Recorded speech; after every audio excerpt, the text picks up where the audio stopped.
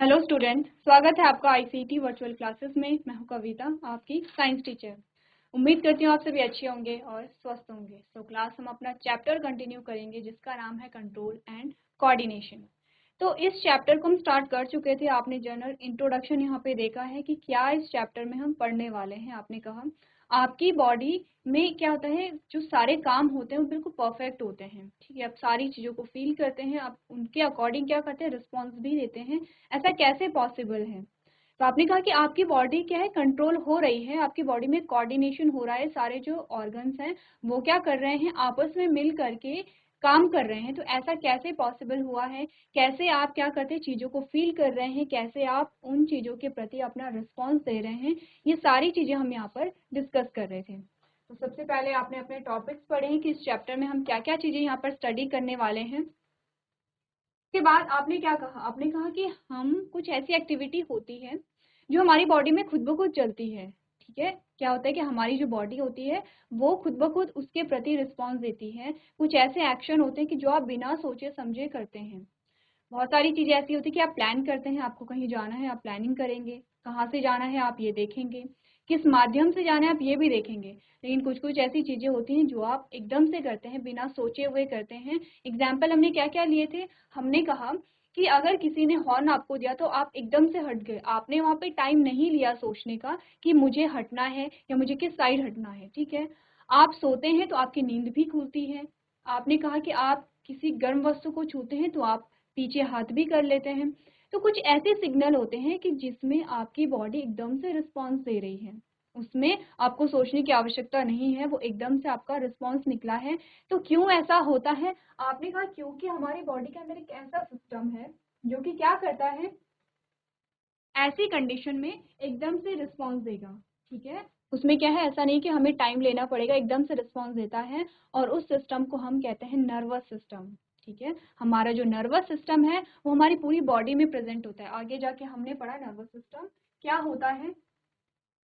आपने कहा जो नर्वस सिस्टम है हमारा, वो हमारी पूरी बॉडी में फैला हुआ होता है। क्या काम है नर्वस सिस्टम का? आपके जितने भी सेंस ऑर्गन हैं, आपने पढ़ा होगा आपके सेंस ऑर्गन क्या क्या होते हैं। आपने कहा आपकी आंखें हैं, आपकी नाक है, आपकी टंग है, आपकी स्किन है, आपके कान है, ये सारे हमारे सेंस ऑर्गन होते हैं। इसका मतलब इन्हीं के द्वारा हम क्या करते हैं, चीज़ों को एनालाइज करते हैं। आप कुछ भी कर रहे हैं, आप पढ़ रहे हैं, आप लिख रहे हैं, आप काम कर रहे हैं, आप चल रहे हैं, आपको कुछ भी करना है तो इन्हीं सेंस ऑर्गन का हम यूज़ कर रहे हैं। अब हमने कहा कि ये जो सेंस ऑर्गन हैं, इन ये क्या कर रहे हैं, चीज़ों को एब्जॉर्ब कर रहे हैं, चीज़ों को एनालाइज कर रहे हैं, और उसी के अकॉर्डिंग आपकी बॉडी क्या कर रही है, एक्ट कर रही है। तो उसमें इंपॉर्टेंट रोल प्ले कौन कर रहा है? आपने कहा आपका नर्वस सिस्टम। ये सेंस ऑर्गन क्या कर रहे हैं, चीज़ों को एब्जॉर्ब कर रहे हैं।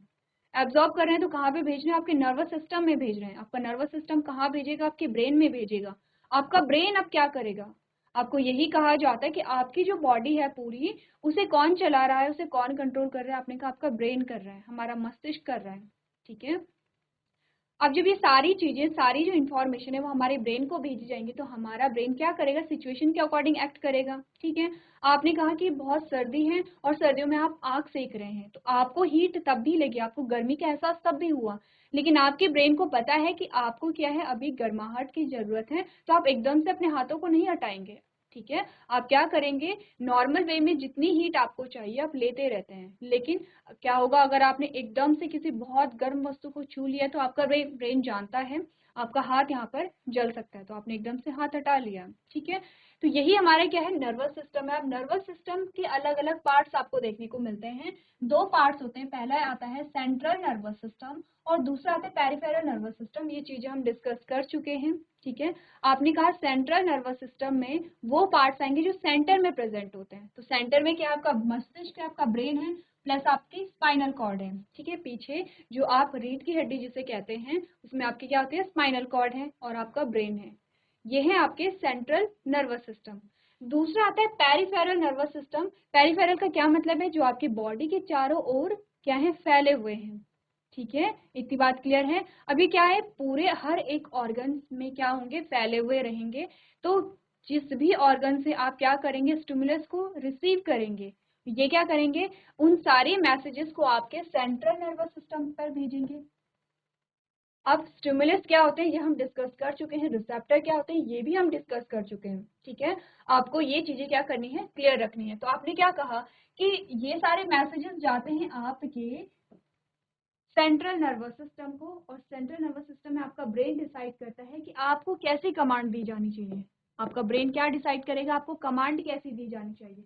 दोनों काम यहाँ पर हो रहा है, आपका जो नर्वस सिस्टम है दोनों काम कर रहा है। आपने कहा मैसेजेस को ब्रेन तक पहुंचाया भी जा रहा है और ब्रेन से कमांड को वापस लेके आया भी जा रहा है, लेकिन यहाँ पे अलग अलग नर्व्स होती हैं। इनके बारे में हम आगे चल के क्या करेंगे, डिस्कशन करेंगे। नेक्स्ट हमने यहाँ पे बात की थी स्टिमुलस की, ठीक है। स्टिमुलाई, उद्दीपक जिसे आप कहते हैं, क्या है स्टिमुलस। देखिए वो हर एक चीज स्टिमुलस है जिसके प्रति आप रिस्पॉन्स दे रहे हैं, ठीक है। आपने कहा कि आपको थप्पड़ मारा गया, वो भी एक स्टिमुलस था, ठीक है। आपको कहा गया कि आपके सामने बहुत स्वादिष्ट भोजन रखा गया है, वो भी एक स्टिमुलस है, ठीक है। आपको कहा गया कि आपके ऊपर बहुत ठंडा पानी डाला गया, वो भी स्टिमुलस है। क्या है स्टिमुलस, आपके जो सेंस ऑर्गन रिसीव कर रहे हैं जिस चीज को, और उसके प्रति वो क्या कर रहे हैं, कोई ना कोई रिस्पांस दिखा रहे हैं, वही स्टिमुलस है। आपने कहा टच के द्वारा अगर आपको कोई स्टिमुलस मिला, जैसे कि हमने कहा थप्पड़ मारना, वो भी क्या एक स्टिमुलस है, ठीक है। आपने कहा कि आपके सामने भोजन रखा गया, आपको स्मेल आई, वो भी एक स्टिमुलस था। क्यों स्टिमुलस है, क्योंकि इस उद्दीपक के बदले में एक रिस्पॉन्स आएगा, ठीक है। आपने कहा टेस्ट है, आपने टेस्ट किया, उसके बदले भी एक रिस्पॉन्स आएगा। नेक्स्ट आपने क्या कहा, आपने कुछ सुना, उसके बदले भी एक रिस्पॉन्स आता है। आपने कुछ देखा, उसके बदले भी एक रिस्पॉन्स आता है। यानी कि हर एक वो चीज जिसके बदले में आपकी बॉडी में एक रिस्पॉन्स आएगा, वो क्या है, स्टिमुलस है, ठीक है। अब ये स्टिमुलस है तो ये रिसीव करने के लिए भी कोई चीजें होंगी यहाँ पर। ये स्टिमुलस है तो इन्हें रिसीव करने के लिए भी कोई चीजें होती हैं। और क्या होते हैं आपके रिसेप्टर, जो आपके सेंस ऑर्गन होते हैं, यही आपके रिसेप्टर है। आपने कहा आपकी आंखें, आंखें आपकी क्या थी, रिसेप्टर थी, ठीक है। स्टिमुलाई क्या था, जो आपने देखा वो क्या था, स्टिमुलाई था, वो उद्दीपक है। कान आपके क्या है, रिसेप्टर है, जो आपने सुना वो क्या था, उद्दीपक था, ठीक है।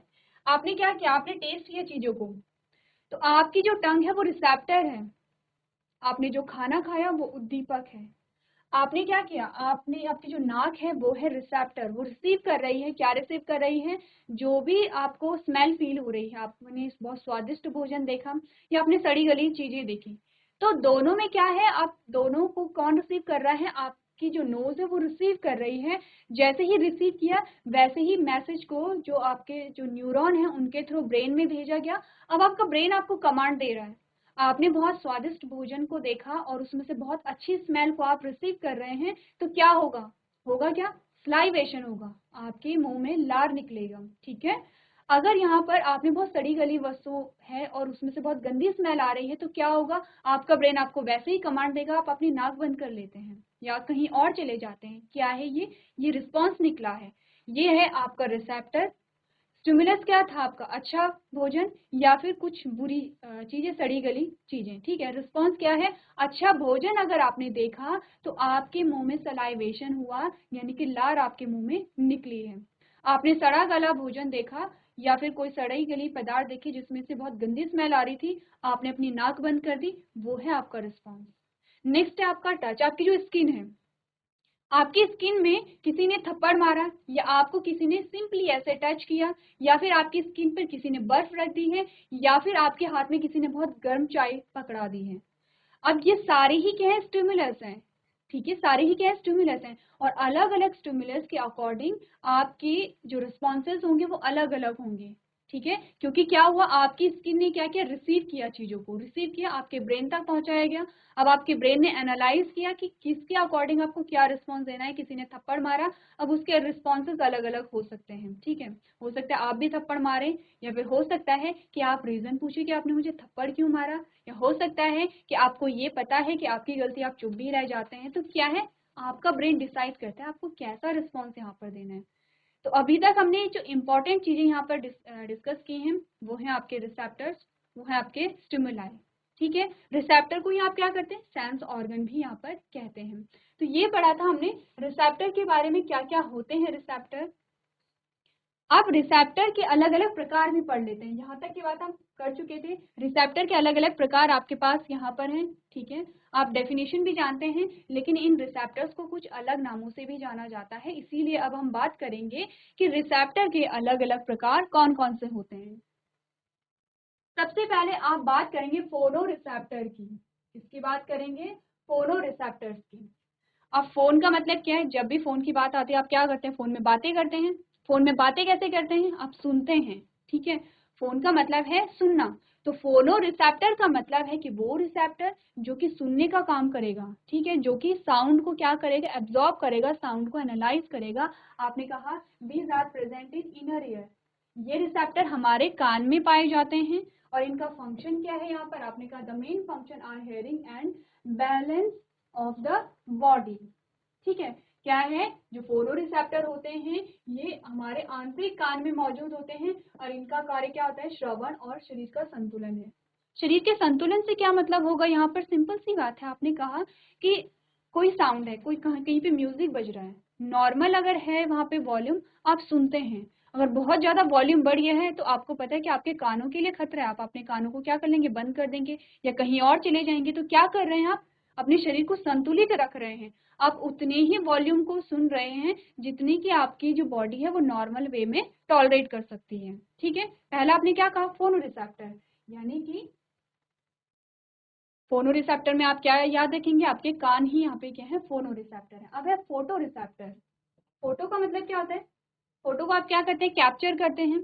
कैप्चर करके आप क्या करते हैं? हम देखते हैं फोटो को, ठीक है। फोटो को क्या करेंगे? देखेंगे, सुनेंगे नहीं फोटो को, हम फोटो को देखेंगे। देखेंगे इसका मतलब है कि जो फोटो रिसेप्टर है वो आपके आई से रिलेटेड है, यानी कि दीज आर प्रेजेंट इन आई।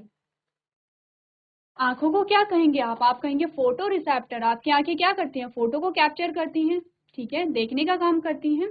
तो आपने कहा ये है फोटो रिसेप्टर और फंक्शन आपको बहुत अच्छे से पता है। आपने कहा these are responsible for visual stimuli, यानी कि ये आंखों में मौजूद होते हैं और ये दृश्य उत्तेजना के लिए जिम्मेदार होते हैं, ठीक है। समझ रहे हैं आप लोग? नाम याद रखने, आप सब चीजें समझते हैं, सेंस ऑर्गन आप समझते हैं, फंक्शन भी आप समझते हैं, बस आपको करना क्या है? नाम याद रखने हैं। नेक्स्ट है आपका थर्मो रिसेप्टर। तो थर्मो का मतलब होता है टेम्परेचर से रिलेटेड, ठीक है। थर्मो का मतलब होता है टेम्परेचर से रिलेटेड। अब टेम्परेचर क्या है? आपने कहा गर्म और ठंडा, ठीक है। अब गर्म और ठंडे का एहसास आपको कहाँ होता है? आपने कहा हमारी जो स्किन होती है वहां पर होता है, ठीक है। तो इसका मतलब जो थर्मो रिसेप्टर होंगे वो किससे रिलेटेड हैं? These are present in skin. आपकी त्वचा से संबंधित है थर्मो रिसेप्टर, यानी कि गर्म ठंडे की जो अनुभूति होगी उसे कौन रिसीव करेगा? आपकी स्किन में जो रिसेप्टर प्रेजेंट है वो यहाँ पर रिसीव करेंगे। फंक्शन आपने क्या कहा? आपने कहा these receptors are responsible for pain, touch, heat stimuli. These receptors are also known as thermoreceptor. क्या क्या चीजें आपको फील होती हैं? आपने कहा पेन। किस प्रकार का पेन? आपको चोट लगी है वो पेन होता है, आपको थप्पड़ लगा वो भी एक पेन है, ठीक है। टच, आपको किसी ने भी टच किया आपको फील आता है एकदम से। किसी ने तुरंत आपके कंधे पे अगर पीछे से हाथ रखा आप एकदम मुड़ते हैं कि किसने हमें टच किया है, तो आपको टच का पता चलेगा। आपने कहा कि हीट या कोल्ड स्टिमुलाई, तो सारे ही क्या होते हैं? आपको थर्मो रिसेप्टर से पता चलते हैं। तो आपने कहा थर्मो रिसेप्टर त्वचा में मौजूद होते हैं। इनका कार्य क्या है? ये रिसेप्टर दर्द, स्पर्श, गर्मी उत्तेजनाओं के लिए जिम्मेदार होते हैं और इन रिसेप्टर्स को थर्मो रिसेप्टर के नाम से जाना जाता है। अब आते हैं ऑल फैक्ट्री रिसेप्टर्स। इसका मतलब होता है स्मेल से, ऑल फैक्ट्री, ठीक है।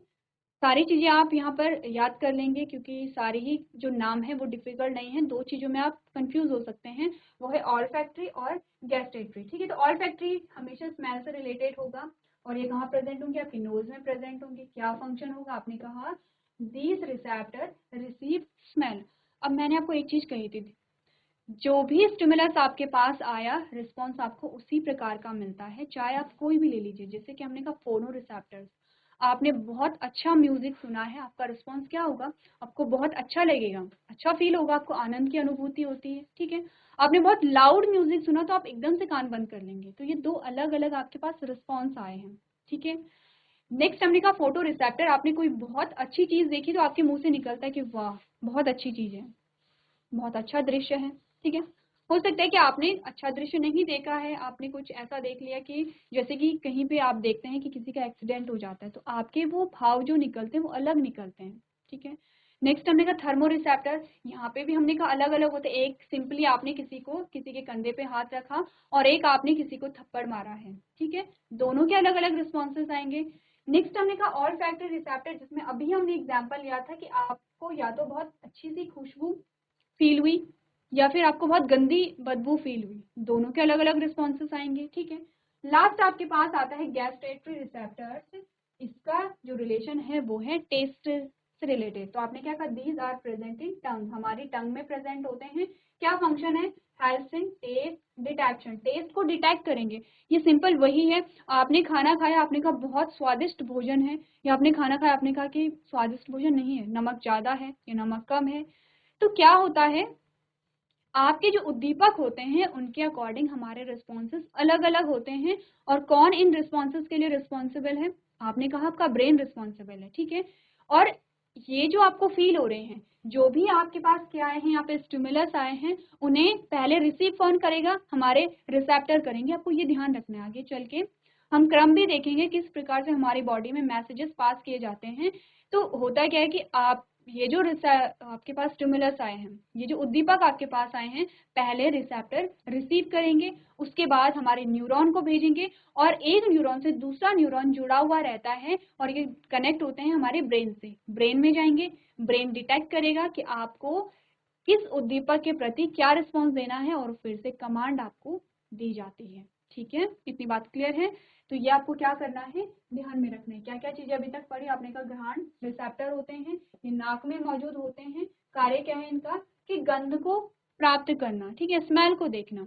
नेक्स्ट आपने कहा स्वाद रिसेप्टर्स होते हैं, ये जीभ में मौजूद होंगे और ये स्वाद का पता लगाने में क्या करते हैं, मदद करते हैं। तो आप क्या करेंगे, सारे ही नामों को आप यहाँ पे नोट कर लेंगे, क्योंकि इनका फंक्शन क्या है ये आपको पता है। सिर्फ इतना लिखना है कि फोनो रिसेप्टर्स आपके कान में प्रेजेंट है, फोटो रिसेप्टर्स आपके कान में प्रेजेंट है।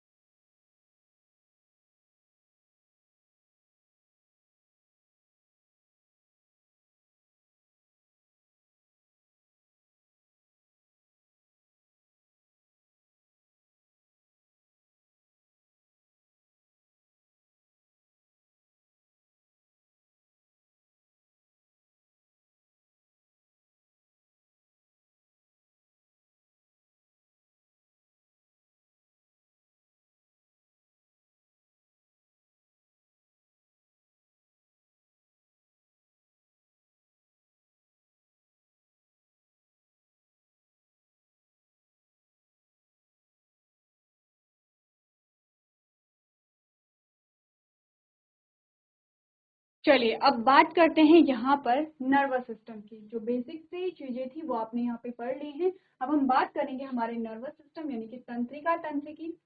जिसमें आप देखेंगे कि तंत्रिका तंत्र की जो इकाई होती है वो क्या होती है, कैसा उसका स्ट्रक्चर होता है और कैसे मैसेजेस एक पार्ट से दूसरे पार्ट में पास होते हैं। ठीक है, सबसे पहले देख लेते हैं डेफिनेशन को। आपने कहा the nervous system is composed of specialised tissue called nervous tissue. ठीक है, जो हमारा तंत्रिका तंत्र है, तंत्रिका तंत्र विशेष ऊतकों से बना होता है जिन्हें तंत्रिका ऊतक कहा जाता है। सबसे पहले तो देखिए आपके पास एक सिस्टम है। ठीक है, सिस्टम, क्योंकि बहुत सारे सिस्टम आप पढ़ चुके हैं।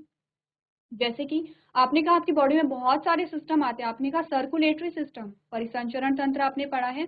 आपने कहा एक्सक्रीटरी सिस्टम, उत्सर्जन तंत्र आपने पढ़ा है। आपने कहा रेस्पिरेटरी सिस्टम, श्वसन तंत्र आपने पढ़ा है। तो अलग अलग तंत्र आप पढ़ते हैं, उसी प्रकार से आपके पास आता है तंत्रिका तंत्र यानी कि नर्वस सिस्टम। ये एक सिस्टम है, इसका मतलब ये भी अलग अलग ऑर्गन से मिलकर के बना होगा। अब आपको कहा गया कि तंत्रिका तंत्र विशेष ऊतकों से मिलकर के बनते हैं। ठीक है, कुछ इंपॉर्टेंट, कुछ स्पेशलाइज्ड टिश्यू होते हैं जिनसे मिलकर के ये बनते हैं, और इन ऊतकों को आप क्या कहते हैं, तंत्रिका ऊतक कहते हैं या नर्वस टिश्यू कहते हैं। ऊतकों के बारे में आपने बात की है। ठीक है, और आपने क्या पढ़ा है, एनिमल टिश्यू के बारे में जब पढ़ा, आपने क्या पढ़ा है, एनिमल टिश्यू के बारे में जब पढ़ा है तो आपने कितने, 4 प्रकार के एनिमल टिश्यू पढ़े। आपने कहा है एपिथेलियल टिश्यू होता है, आपने कहा कनेक्टिव टिश्यू होता है। ठीक है, और उसी में से आपने एक क्या पढ़ा था, आपने कहा था कि यहाँ पे नर्वस टिश्यू भी होता है। ठीक है, एक आपने क्या पढ़ा था, नर्वस टिश्यू भी होता है। तो नर्वस टिश्यू में आपने अलग अलग प्रकार के टिश्यू पढ़े थे। ठीक है, वही हम यहाँ पे क्या करेंगे, डिस्कस करेंगे।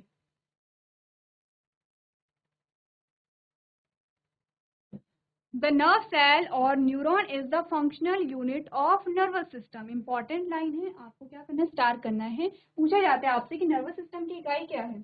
आपने कहा तंत्रिका कोशिका या न्यूरॉन। ठीक है, क्या है, तंत्रिका कोशिका या न्यूरॉन।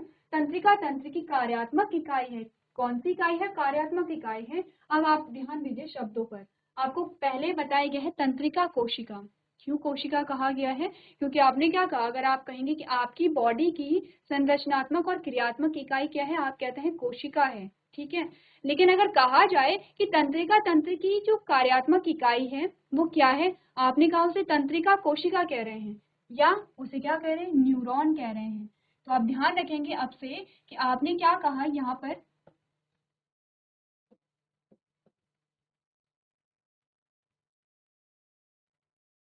आपने क्या कहा यहाँ पर, जो हमारा नर्वस सिस्टम है, जो हमारा तंत्रिका तंत्र है, उसकी इकाई यहाँ पे क्या है, न्यूरॉन है। इसका सिंपल सा मतलब क्या है, यहाँ पर हमारा जो तंत्रिका तंत्र है वो न्यूरॉन से मिलकर के बना हुआ है। ठीक है, जब आपने अपनी बॉडी के बारे में पढ़ा था, आपने कहा था कि अगर हम देखें कि हमारे शरीर का संगठन किस प्रकार से है, आपने कहा हमारे शरीर की इकाई है कोशिका। ठीक है, अब जब कोशिका शब्द हमारे पास आया था तो हमने कहा था कि हम अब यहाँ पर देखेंगे कि कोशिका की संरचना किस प्रकार की है। ठीक है, कोशिका के अंदर क्या क्या चीजें हैं, कैसे हम कह लें कि ये हमारी फंक्शनल यूनिट है या स्ट्रक्चरल यूनिट है। तो आपने क्या कहा था, आपने सेल को यहाँ पे क्या किया था, स्टडी किया था। आपने कहा था कि सेल अलग अलग प्रकार की होती है। प्लांट सेल आपने कहा ये है एनिमल सेल, आपने कहा ये है प्लांट सेल। अब आपने क्या कहा, दोनों का कंपैरिजन किया था, दोनों के अंदर आपने क्या कहा, आपने कहा अलग अलग ऑर्गेनेलीज यहाँ पर होती हैं। यहाँ पे आपने सेल वॉल देखी है। तो इस प्रकार से हमने सेल को पढ़ा था सबसे पहले। आपने सेल को जब पढ़ लिया तब आप और जो आपके सिस्टम है उन्हें आसानी से पढ़ सकते हैं। जैसे कि आपने पढ़ा कि यहाँ पर पाचन हुआ है, पाचन के बाद आपने कहा कि अब जो ग्लूकोज है उससे आपको एनर्जी निकालनी है, तो उसके लिए रेस्पिरेशन भी वहां पर इम्पॉर्टेंट है। अब आपने सेल को पढ़ा है, और सेल को जब आपने पढ़ा तो आपने कहा कि सेल के अंदर एक ऑर्गेनेली होती है।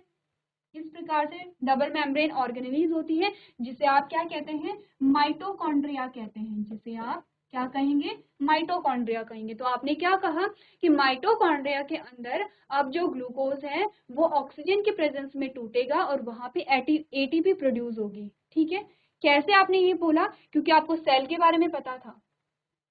जब आपको सेल के बारे में पता था तभी आपको माइटोकॉन्ड्रिया के बारे में भी पता था। तो नर्वस सिस्टम में भी हम यही करेंगे। सबसे पहले आपको क्या करना पड़ेगा, आपको न्यूरॉन को समझना पड़ेगा कि न्यूरॉन क्या है और न्यूरॉन का जो स्ट्रक्चर है वो किस प्रकार से है। ठीक है, नेक्स्ट लाइन आपको बताती है, It is the nervous system which is mainly responsible for control and coordination in complex animal. यानी कि तंत्रिका एक तंत्र है जो जटिल जानवरों में नियंत्रण और समन्वय के लिए मुख्य रूप से जिम्मेदार है। ठीक है, कंट्रोल और कोऑर्डिनेशन के लिए कौन रिस्पॉन्सिबल है? आपने कहा आपका नर्वस सिस्टम है। तो आपसे पूछा गया नर्वस सिस्टम किससे मिलके बना है, क्या है नर्वस सिस्टम की बेसिक यूनिट? आपने कहा न्यूरॉन इसकी क्या है? बेसिक यूनिट है। तो सबसे पहले आपको क्या करना है? डेफिनेशन को नोट करना है।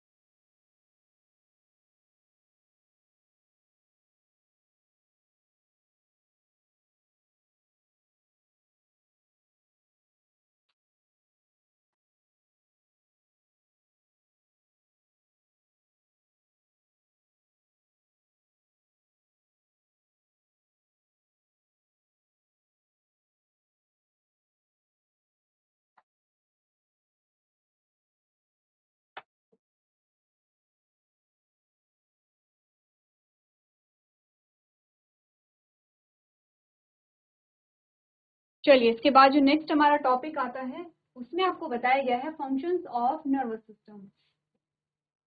ठीक है, काफी हद तक आपको नर्वस सिस्टम के फंक्शन पता चल गए होंगे। तो पढ़ लेते हैं क्या क्या फंक्शन हमारे पास आए हैं। आपने कहा nervous system receive information from the environment. ठीक है, हमारा जो तंत्रिका तंत्र है उसके कार्य में से सबसे पहला कार्य आया है कि तंत्रिका तंत्र पर्यावरण से जानकारी प्राप्त करता है। अब पर्यावरण से जानकारी प्राप्त करने का क्या मतलब है? इसका मतलब है कि आपके इन्वायरमेंट में जो भी स्टिमुलस है उसके प्रति क्या होता है? रिस्पॉन्स अगर देना है तो सबसे पहले तो क्या करना पड़ेगा? उन्हें रिसीव करना पड़ेगा, उन्हें एनालाइज करना पड़ेगा। अब पर्यावरण से जानकारी का ये मतलब है कि आपकी बॉडी पर पर्यावरण के जो घटक हैं उनका क्या फर्क पड़ रहा है। वहाँ पे टेम्परेचर आ गया है, ठीक है, वहाँ पर और जो लोग हैं वो आ गए हैं, वहाँ पर बहुत सारी जितनी भी आपने सेंस ऑर्गन अभी पढ़े हैं, जितने भी उद्दीपक आपने पढ़े हैं, उन उद्दीपकों का आपके शरीर पर क्या प्रभाव पड़ा है उसको जानने के लिए क्या करना पड़ेगा? सबसे पहले तो वो जो स्टिमुलस है उसे रिसीव करना पड़ेगा। तो हम कह सकते हैं कि क्या करता है जो तंत्रिका तंत्र है वो हमारे पर्यावरण से स्टिमुलस को क्या करेगा? रिसीव करेगा, स्टिमुलस को समझेगा, स्टिमुलस को क्या करेगा? एनालाइज करेगा। ठीक है, जानकारी से मतलब क्या है? यहाँ पर स्टिमुलस से है, उद्दीपक से है। ठीक है, सेकेंड आपको क्या कहा गया है? To receive the information from the various body, यानी कि विभिन्न निकायों से सूचना प्राप्त करना। यानी कि आपको अलग अलग जो क्रिएचर्स हैं उनसे भी आपको क्या करनी है? जो इन्फॉर्मेशन है वो प्राप्त करनी है। यहाँ पर भी बात हुई है स्टिमुलस की। ठीक है, चाहे स्टिमुलस कैसे हो, चाहे स्टिमुलस आपके इन्वायरमेंट से रिलेटेड हो, चाहे स्टिमुलस किसी दूसरे पर्सन से रिलेटेड हो, तो क्या है? आपको क्या करना है? स्टिमुलस को पहले रिसीव करना है। तीसरा आपका बताया गया है to act according to through muscles and glands, यानी कि मांसपेशियों और ग्रंथियों के माध्यम से कार्य करना। ठीक है, अब देखिए कैसे कार्य करना हुआ। एग्जाम्पल लेते हैं। हमने कहा कि आपको किसी ने एक बार थप्पड़ मारा, सडन थप्पड़ मारा, आप नहीं जानते थे कि आपको थप्पड़ पड़ने वाला है लेकिन थप्पड़ मारा। ठीक है, दूसरी बार जब उसने हाथ उठाया थप्पड़ मारने के लिए तो आपकी जो नेक मसल्स थी, आपकी जो गर्दन थी, वो एकदम से क्या हो जाती है? हट जाती है, अपना बचाव कर लेती है, या फिर आप अपना हाथ रख लेते हैं। आपकी मसल्स क्या कर रही हैं? वहां पर कार्य कर रही हैं। ठीक है, आपके मसल्स क्या करेंगे? वहां पर कार्य करेंगे। क्यों कार्य करेंगे? क्योंकि आपके रिसेप्टर ने मैसेज को रिसीव किया। अब आपके ब्रेन को ये पता है कि आपको थप्पड़ पड़ने वाला है या पड़ सकता है, तो आप क्या करेंगे? अपना बचाव करेंगे। यानी कि क्या कर रहे हैं? रिस्पॉन्स आप दे रहे हैं। नेक्स्ट आपने कहा अ neuron is a structural and functional unit of nervous system. ये आप जानते हैं कि न्यूरॉन क्या है? तंत्रिका तंत्र की संरचनात्मक और क्रियात्मक इकाई है। ठीक है, अब बात आती है यहाँ पर, बार बार हम बात कर रहे हैं न्यूरॉन की, तो न्यूरॉन की बात कर लेते हैं। ठीक है, नेक्स्ट टॉपिक हमारा क्या होगा? न्यूरॉन होगा। अब बात करेंगे न्यूरॉन के बारे में। न्यूरॉन का स्ट्रक्चर सबसे पहले हमें समझना है कि कौन कौन से पार्ट आते हैं न्यूरॉन में, क्योंकि न्यूरॉन ही क्या है, इसकी फंक्शनल यूनिट है। इसका मतलब कि एक न्यूरॉन में जो काम हो रहा है सारे न्यूरॉन में उसी प्रकार से काम होगा, और हम क्या समझ जाएंगे, हम प्रोसेस को समझ जाएंगे कि कैसे मैसेजेस यहाँ पे पास हो रहे हैं। तो आपने कहा neuron is highly specialised cell which is responsible for the transmission of nerve impulse. क्या करता है, न्यूरॉन एक अति विशिष्ट कोशिका है जो तंत्रिका आवेगों के संचरण के लिए जिम्मेदार है। ठीक है, जैसे कि आपने क्या कहा, ब्लड वेसल्स होती हैं, कौन कौन से होती हैं, आपने कहा आर्टरीज होती हैं, धमनी, आपने कहा वेन होती है जैसे शिराएं कहते हैं, आपने कहा कैपिलरीज होती हैं। क्या होता है उनमें, ब्लड फ्लो करता है। ठीक है, आपने कहा आर्टरीज में ऑक्सीजनेटेड ब्लड आता है और वेन में डीऑक्सीजनेटेड ब्लड बहता है। उसी प्रकार से आप ये कह सकते हैं कि जो न्यूरॉन है, न्यूरॉन में हमारे मैसेजेस बहते हैं, यानी कि मैसेजेस क्या होते हैं, यहाँ पे एक जगह से दूसरी जगह जाते हैं। चलिए, सो क्लास आज हमने बात की है यहाँ पर नर्वस सिस्टम की और न्यूरॉन के बारे में। तो जो भी आपको पढ़ाया गया है वो आप घर से रिवाइज करके लेके आएंगे। नेक्स्ट जो हमारा लेक्चर होगा उसमें हम न्यूरॉन का स्ट्रक्चर यहाँ पर देखेंगे। तो आज के सेशन में हम इतना ही करेंगे। अभी तक क्लास में बने रहने के लिए आपका धन्यवाद।